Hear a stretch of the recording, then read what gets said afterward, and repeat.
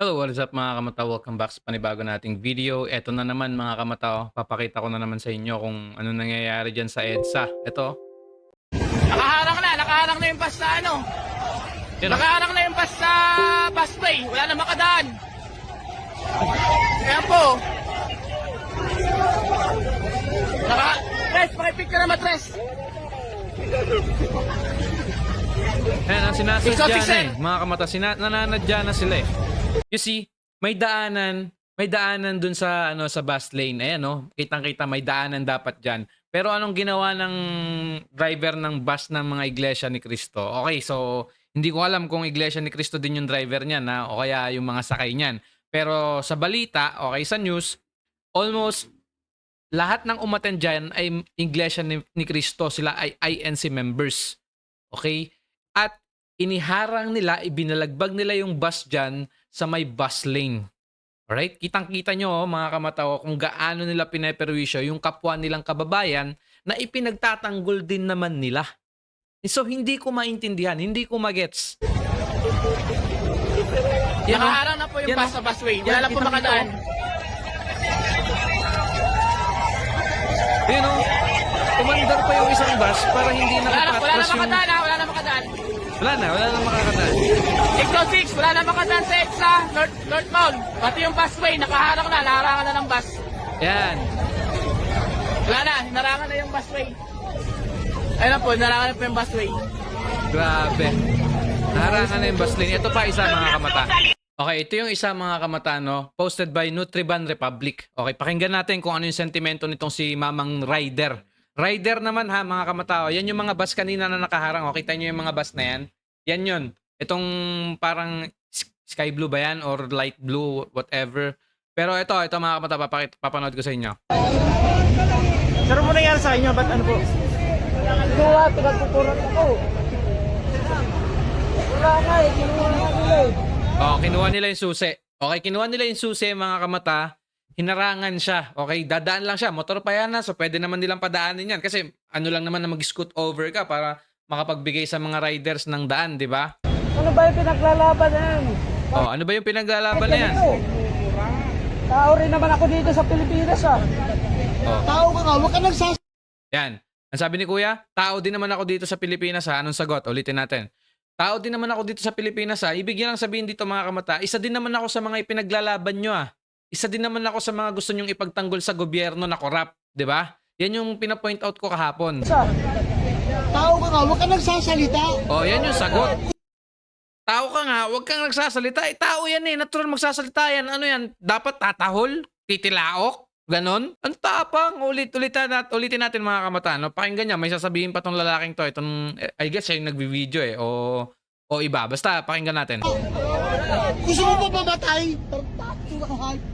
Oh, gusto mo ba mamatay tapos minura? Ulitin natin mga kamata para klaro ha. Gusto mo ba mamatay? Oh. Gusto mo ba mamatay tapos minura pa? Yan ba ang member ng INC? Yan ba ang membro nyo na bawal magmura, mataas ang standard? So, ibig sabihin, tinotolerate nyo yung ganyang mga pagmumura. So, parang si Rapido pala to. Okay? Double standard. Aray ko. Aray ko. So, ganito pala ang tinuturo sa loob ng simbahan nyo. Tapos, sasabihin nyo, dadami ang membro nyo pagkatapos itong rally nito. Paanong dadami? Ganyan ba ipapakita nyo sa mga kabataan na future magiging member nyo? Yan yung gusto nyong matutunan nila sa loob ng simbahan nyo. Tapos nalaman-laman ko na kaya pala nandyan kayo mga kamatano, kaya pala nandyan tong mga ANC members na to, ay para pakinggan sila ng gobyerno dun sa plunder case ni Marcoleta.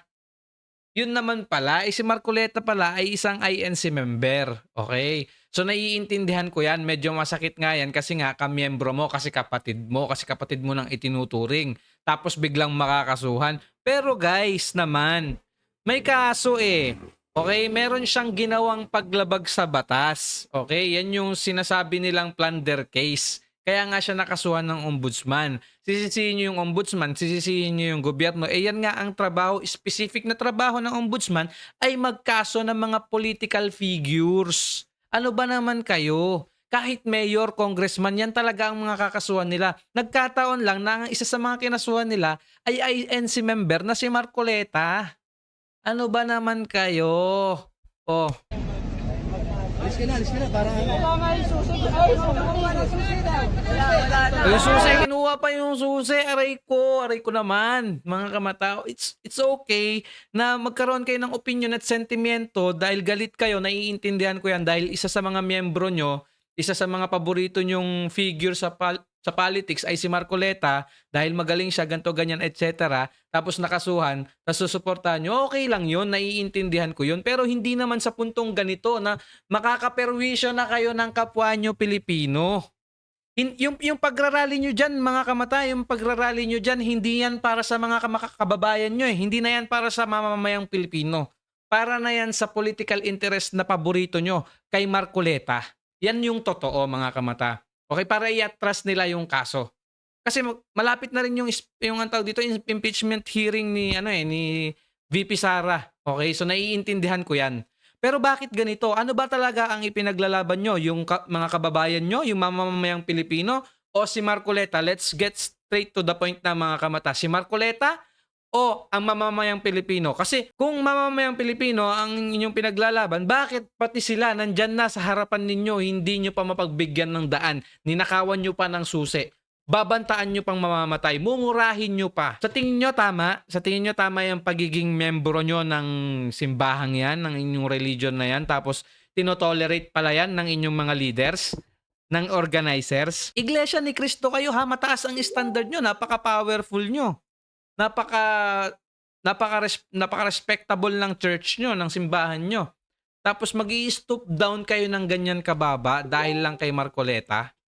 Okay? So, naiintindihan ko yan, mga kamata, naiintindihan ko yung sentimento nyo, pero wag sanang ganito. Wag naman sanang ganito, pati kay kuya aabutin pa ng pagnanakawan, tapos bibigyan pa ng pagbabanta, mumurahin. Okay, so wag naman sanang ganito, mga kamata, no? Tapos yung pagharang nyo ng bus sa mga dadaanan ng mga motorista, ng mga ng mga bus drivers and other vehicles na pwedeng padaanin doon, 'di ba? Ang laking alwan sana, okay? So mga kamata, let's not do this. Okay, let's stop this, okay?